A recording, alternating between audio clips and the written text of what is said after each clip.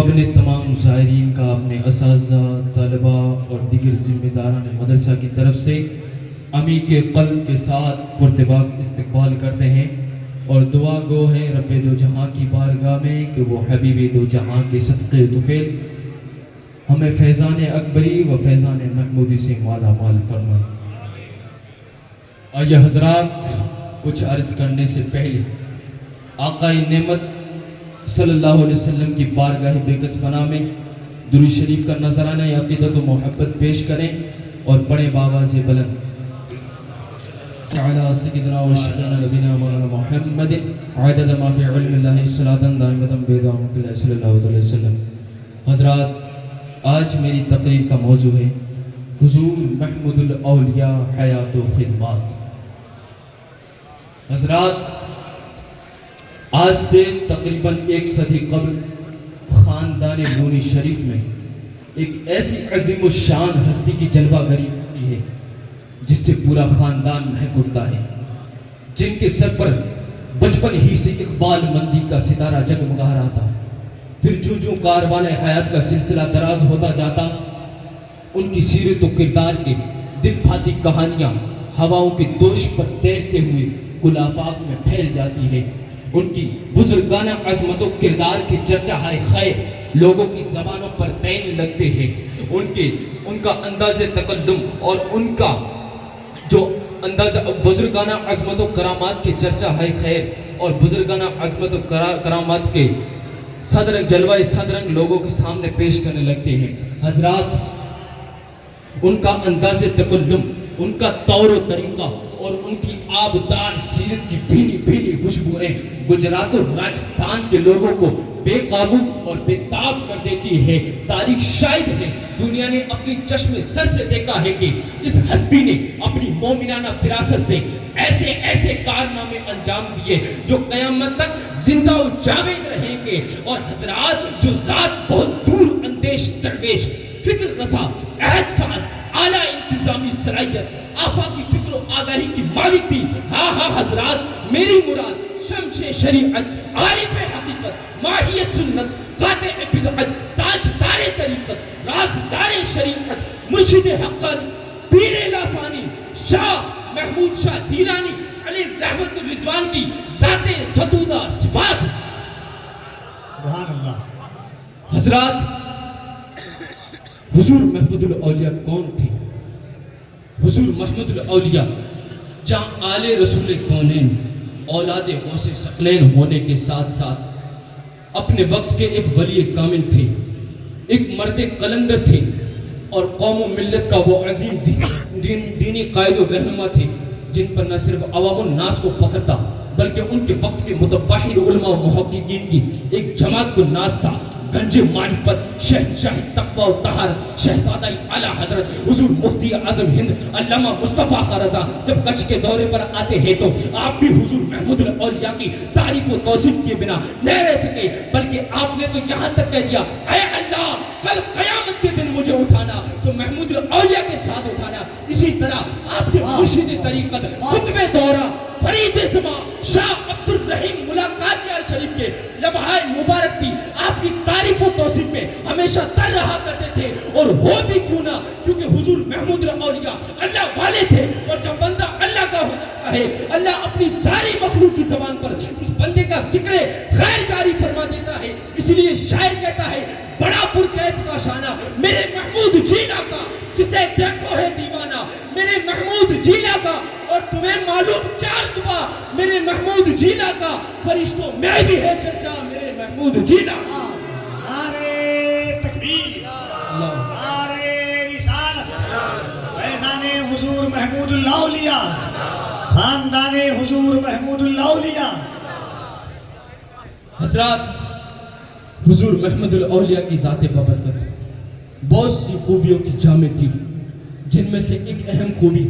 آپ کے ہر حال میں شریعت کی پاسداری تھی۔ آپ صبر و حیدر، سکھ و دکھ، خوشحالی و بدحالی، تکلیف و مصیبت، ہر حال میں شریعت مصطفیٰ کی پاسداری فرماتے تھے، حتیٰ کہ آپ نے مرض الموت میں بھی شریعت کی پاسداری کا وہ عظیم نمونہ پیش کیا جن کی مثال بہت کم ملتی ہے. آپ نے مرض الموت میں بھی کبھی نماز ترک نہیں فرمائی. اس سے آپ کی شریعت کی پاسداری کا پتہ چلتا ہے. تو اس لیے اگر آپ ان کے چاہنے والے ہیں, ان کے ماننے والے ہیں, ان کی عقیدت کا دم بھرتے ہیں, ان کے نام کا نعرہ لگاتے ہیں, تو آپ کے لیے ضروری ہے کہ آپ ان کی سیرت و کردار کو اپنائیں. تبھی جا کر صحیح معنوں میں ان کا فیض آپ کو ملے گا.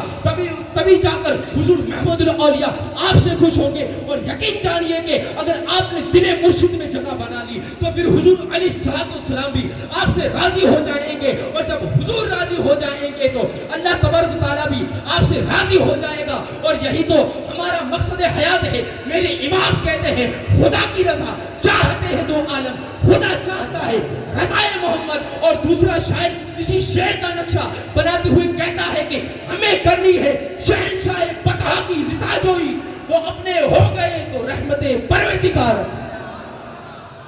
وہ اپنے ہو گئے تو رحمت پروردگار. حضرات, حضور محمد الاولیاء کے اوصاف و کمالات اتنے کثیر ہیں جنہیں لکھنے یا سننے سے دفاتر کے دفاتر بھر جائیں,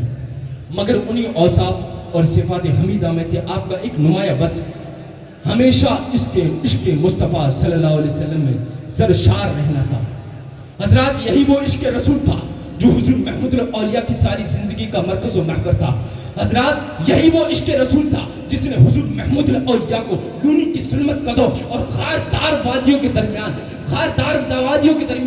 عشق رسول کی بہت بڑی نشانی الجامعۃ الاقبیہ جیسا عظیم الشان قلعہ بنانے پر مجبور کر دیا تھا. اس لیے یہ دارالعلوم فیض اکبری نہ صرف یہ کہ ایک دینی ادارہ ہے بلکہ عشق رسول کی ایک خوبصورت علامتوں اور نشانی ہے. حضرات, میرے محمود شاہ جیلانی کا عشق رسول لفظی نہیں تھا بلکہ عملی تھا. وہ پوری ملت اسلامیہ کو اسوہ حضور کے سانچے میں ڈھالنا دیکھنا چاہتے تھے, جن کے نزدیک اطیع اللہ و اطیع رسول ہی زندگی کی معراج تھی. اسی لیے لونی کی سطح فلک پر طلوع ہونے والا یہ آفتاب اس کے رسول کی بنیاد پر دیکھتے ہی دیکھتے گجرات اور راجستھان میں چھا جاتا ہے اور اپنی ضیابار کنوں سے نہ جانے کتنے گمراہ دل کو ایمان و اخلاص کی روشنی سے منور کر دیتا ہے. اور یہاں تک بس نہیں بلکہ لوگوں کو عشق رسالت مآب صلی اللہ علیہ وسلم سے جڑے رہنے کے لیے لونی کی سرزمین پر دارالعلوم فیض اکبری کی شکل میں ایک ایسا چراغ روشن کیا جو قیامت تک جلتا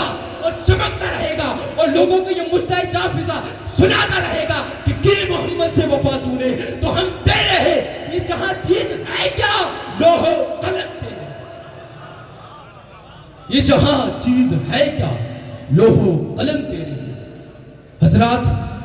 حضور محمد الاولیاء کا اپنے خون جگر سے سینچا ہوا یہ ادارہ آج صرف نہ یہ کہ خود مہک رہا ہے بلکہ اس کی اپنی نورانی اور عرفانی روشنی سے پوری دنیا کو منور کر رہا ہے. حضرات, آپ بخوبی جانتے ہیں کہ اس کی آغوش میں پلنے والوں نے ملت کی سربلندی کا کام انجام دیا ہے, اور آنے والی تاریخ میں انشاءاللہ اسی مدرسے کے پروردہ ایک نئے انقلاب کی تاریخ رقم کریں گے. شاعر کہتا ہے گو ہوا ہے تم تو تیز لیکن چراغ اپنا جلا رہا ہے, وہ مرد درویش حق نے جس کو دیا ہے انداز خسروانہ. حضرات گرامی, حضور محمود الاولیاء کا الحمدللہ حضور محمود الاولیاء کا قائم کیا ہوا یہ ادارہ شہزادہ حضور محمود الاولیاء پیر طریقت رہبر راہ شریعت بابائی قوم ملت سید علی اکبر شاہ جیلانی متصل النورانی کی زبردست قیادت اور حسن انتظام سے اور جامع معقول و منقول استاد العلماء استاد محترم شفیق القلب حضرت علامہ مولانا محمد ابو صالح صاحب قادری شمسی کی صدارت و نگرانی اور جمع سال حوصلہ بلند اساتذہ کی انتھک محنتوں اور کاوشوں کی بنیاد پر روز افزوں ترقی کی راہ پر گامزن ہے. اور آنے والے دنوں میں آپ خود دیکھیے گا کہ یہ آپ کا محبوب ادارہ بہت جلد پوری دنیا میں اپنی شناخت قائم کر کے ایک نئے